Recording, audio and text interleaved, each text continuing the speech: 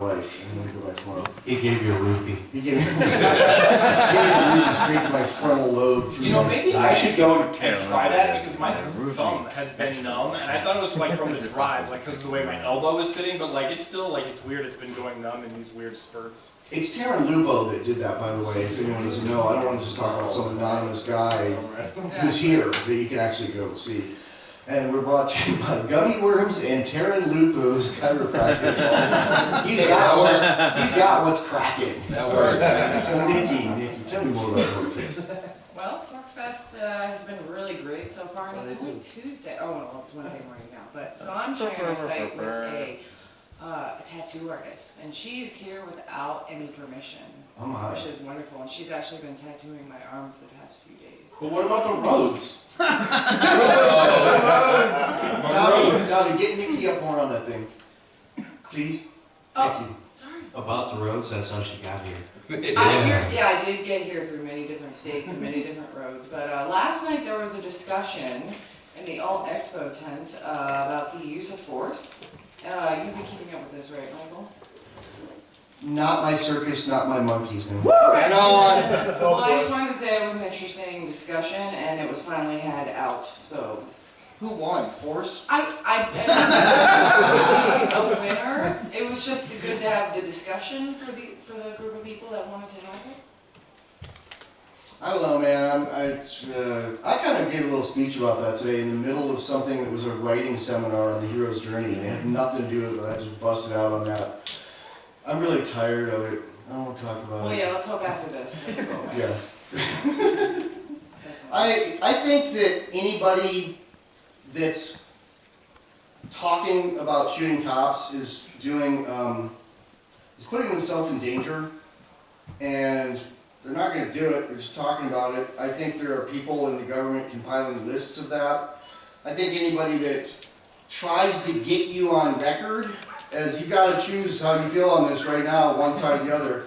I think that person is either a government agent or is being really useful to government agents. I think it's a conversation people should have in their own head. Or blithering idiot. Yeah, it's not helping anything, man.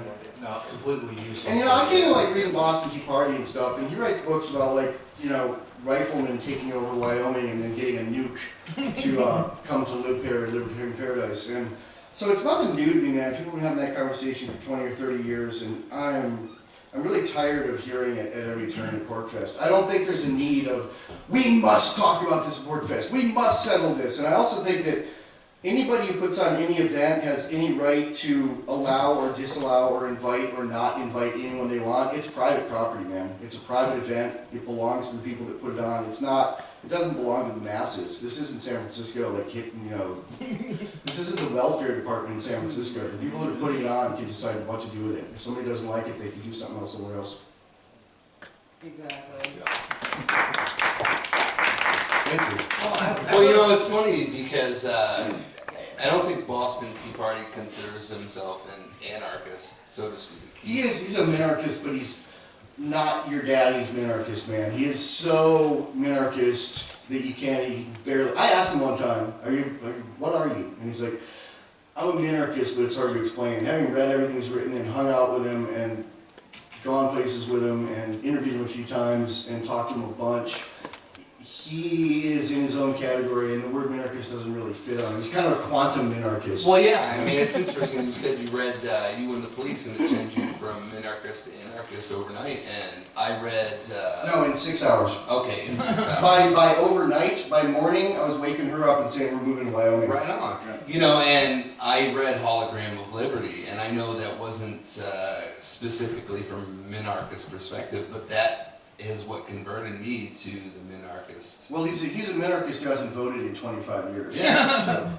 Well, you know, I read that and I was like, all right, man, government doesn't work. Let's go anarchist. Yeah. Try it out that way. Yeah, that guy's pretty unique, and he's kind of one of my Liberty sponsors. You know, I say Ben Stone's my Liberty sponsor. I mean, Ben Stone and I talk on the phone like almost every day, but I've talked a bunch with Boston, and you know, he's been to my house, he's visited with us, DJ's cooked him dinner, and he and I sat around and talked, and he's a really wild cat, man. He's like the most psychedelic square person I've ever met, would be the only way I can describe it. And he doesn't do psychedelics. He's just, his mind is thinking in about 8 different directions at the same time in a way